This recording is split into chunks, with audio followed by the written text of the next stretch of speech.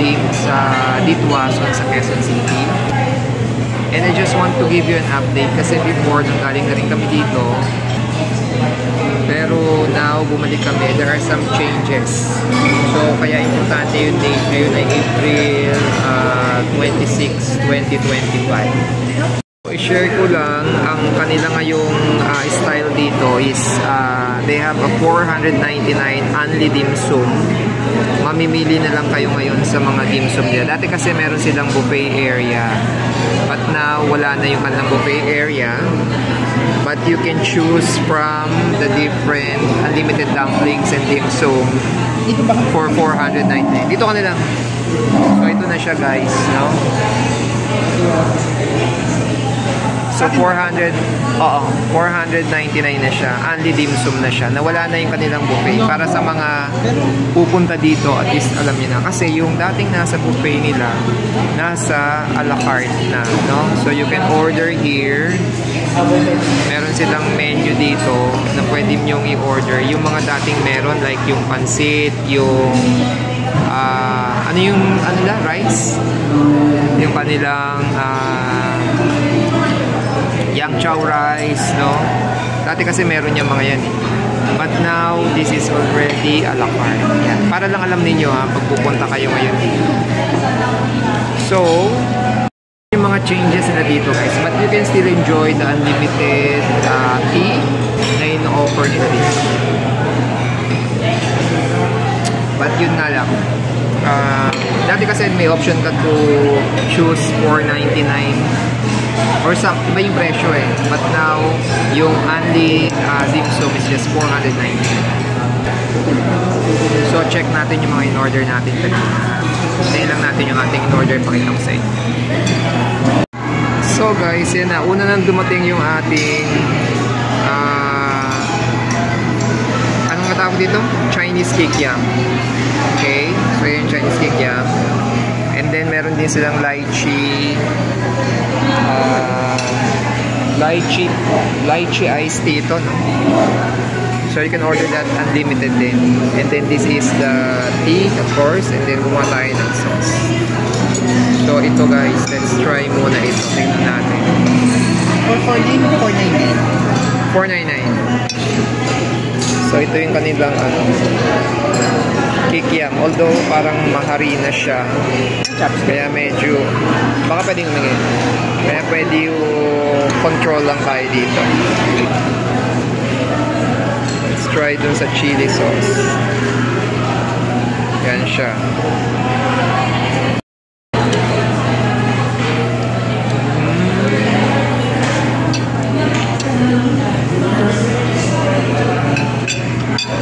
Okay naman. Same pa rin ang taste. Yan. So guys, ito yung siomai nila. So ang every order pala is 3 pieces. So ang nakalagay dito usually 10 to 20 minutes. When you order, you need to wait for at least 10 to 20 minutes. Kaya kailangan ano na kayo, order na kayo kaagad para dumating agad yung order nyo. So ito yung siomai guys. So for me as a low carber, medyo makapal-kapal ng konti yung balot niya. So try natin tanggalin later on. Pero titikman muna natin siya ngayon. Titinundurin ko na lang para mas madali. So natin dito sa sauce. Finger dalawa. Oo. So ito yung kanang siomai.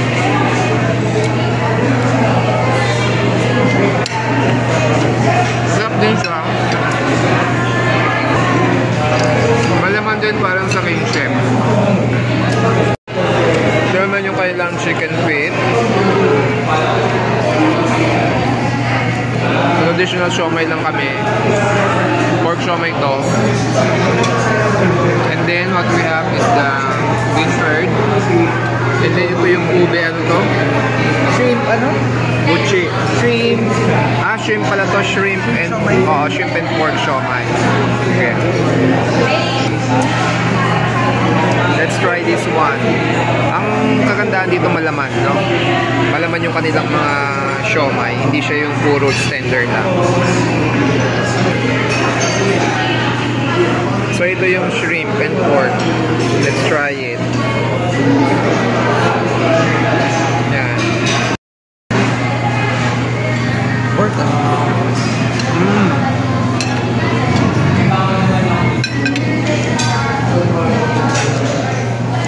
Malaman in fairness.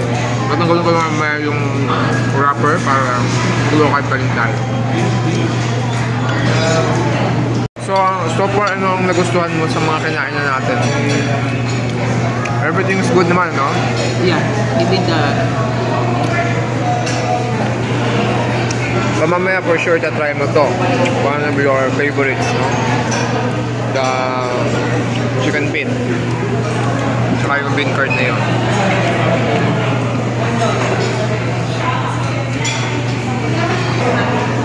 So try na natin yung ano, chicken feet nila. I'll get one of the chicken feet.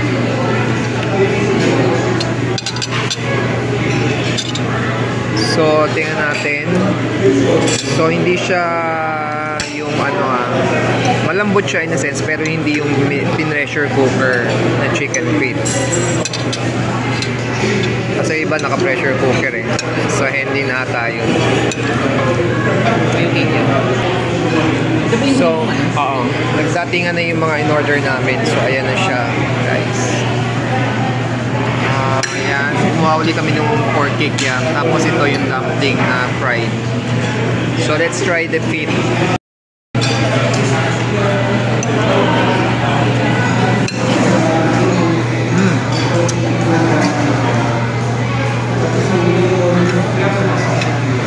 Siyempre we expect, no? Chicken feet na medyo talaga sweet siya.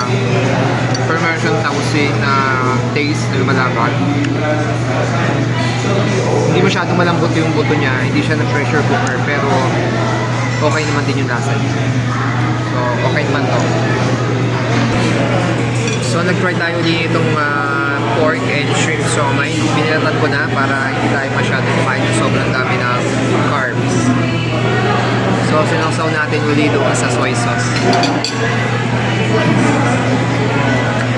Di siya po, di ba? Ngayon na yung siopaw asado. Later on, tanggalin natin yung ano.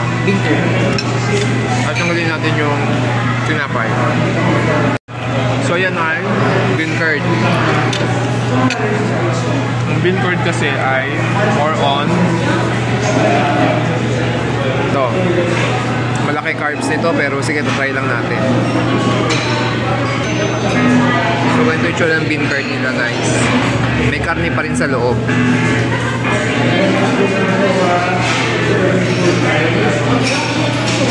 Siya, guys.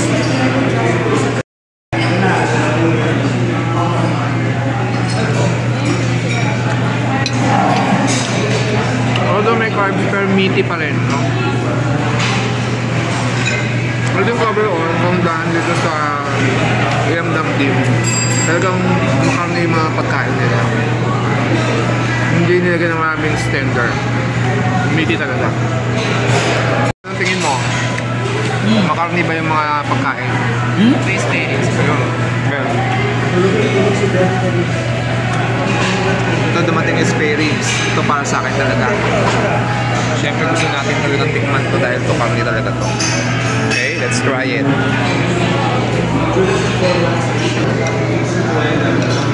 So tinidurin na lang natin ng mas madali nating makuha. So yan na yung spare ribs nila, guys, no? Yan, yan. And let's try it.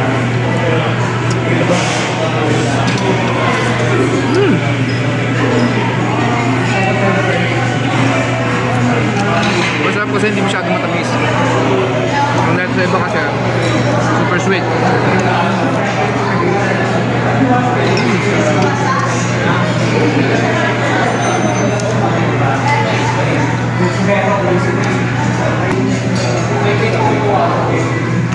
Hindi siya ganun kalambot pero masarap naman yung lasa niya. If you are not fan ng sobrang tamis na. This is good for you. Ito lang shark's fin. Steamed yan. Steamed shark's fin.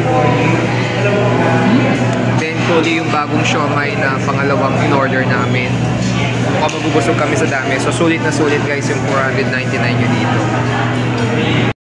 Mas mas okay yung ginawa nila kasi parang instead of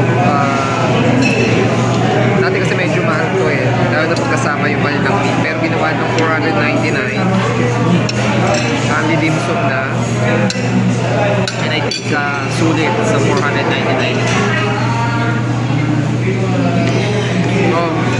Pwede kayo mag-enjoy for 2 hours dito. Gamahin ninyo yung pagkain slowly para ma-enjoy ninyo. So, yeah, just want to share with you. Makain muna kami, we'll just enjoy the food. So guys, ito yung kanilang shark's fin. Sausaw natin. And let's taste it. Yan. Malaman din siya guys, no? Malaman din siya.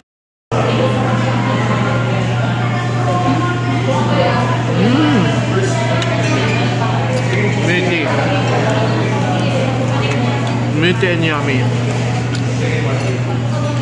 So may pamper.